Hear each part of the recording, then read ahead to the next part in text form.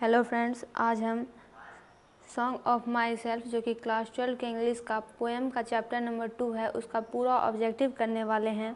और ये पोएम लिखी गई है वॉल्ट विटमैन के द्वारा। वॉल्ट विटमैन एक अमेरिकन पोएट थे। वॉल्ट विटमैन एक अमेरिकन पोएट थे, यानी अमेरिकी पोएट थे। उनका जन्म अमेरिका में हुआ था। Dash works include leaves of grass and drum traps, यानी किनके काम थे ये। काम का मतलब होता है, ये दोनों एक बुक थी। एक बुक का नाम लीव्स ऑफ ग्रास था और दूसरे का नाम ड्रम ट्रैप्स था। ये किनके द्वारा लिखी गई थी? तो ये लिखी गई थी वॉल्ट विटमैन के द्वारा। Who composed leaves of grass, leaves of grass की रचना किन्होंने की थी? तो वॉल्ट विटमैन ने। I celebrate my self and Singh my self and what I assume you shall assume is taken from. I celebrate का मतलब होता है कि मैं खुद ही उत्सव बना रहा हूँ। सेलिब्रेट यानी उत्सव मनाना। और मैं खुद को ही गा रहा हूँ, खुद को ही इंजॉय कर रहा हूँ। एज्यूम का मतलब होता है मानना, कि व्हाट आई एज्यूम, और जो मैं मानता हूँ वो तुम्हें भी मानना चाहिए। इज टेकन फ्रॉम, ये पोएम की लाइन है जो कि एग्ज़ाम में अक्सर पूछी जाती है। और ये लिखी गई है वॉल्ट विटमैन के द्वारा और ली गई है सॉन्ग ऑफ माई सेल्फ यानी मेरे गीत से। Song of myself is written by, written यानी लिखा जाना। किनके द्वारा ये पोएम लिखी गई है? तो वॉल्ट विटमैन के द्वारा। Who says every atom of blood is the same in all human beings. Every atom, atom का जिक्र केमिस्ट्री में होता है, मैटर का स्मॉलेस्ट पार्टिकल। तो यहाँ पे ये बात कही जा रही है कि खून का जो एक एटम है, स्मॉलेस्ट पार्टिकल है, वो सभी मनुष्यों में एक जैसा ही है, चाहे वो इंडिया के हों, अमेरिका के हों या फिर पूरी दुनिया में से कहीं की भी हो। ये भी पोएम की ही लाइन है जो वॉल्ट विटमैन के द्वारा लिखी गई है। Walt Whitman is dash years old. Walt Whitman अभी कितने साल के हैं? उन्होंने पोएम में जिक्र किया है कि अभी वो 37 ईयर्स ओल्ड हैं, अभी वो 37 साल के हैं।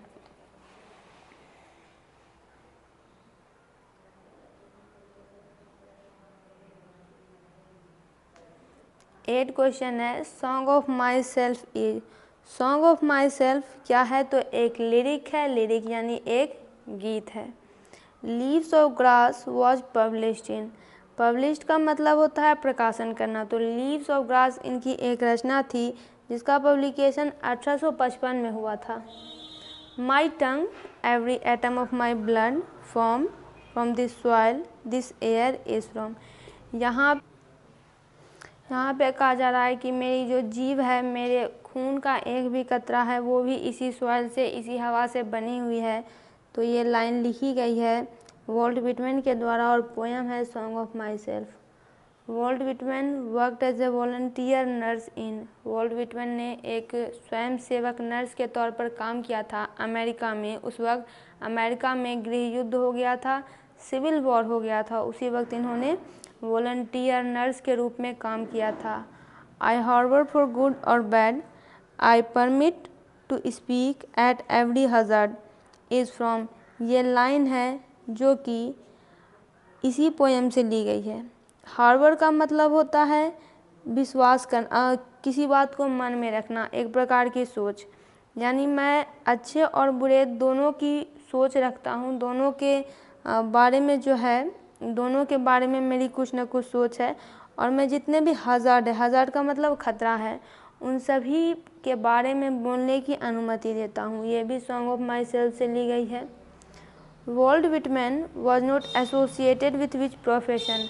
एसोसिएटेड का मतलब होता है जुड़े होना और प्रोफेशन का मतलब होता है पेशा। तो वॉल्ट विटमैन किस पेशे से नहीं जुड़े हुए थे? तो वो तो पोएट थे ही, क्योंकि वो कविता लिख रहे हैं। उन्होंने कारपेंटर के तौर पर भी काम किया था। एडिटर यानी जो कि एडिट करता है, उसके तौर पर भी काम किया था।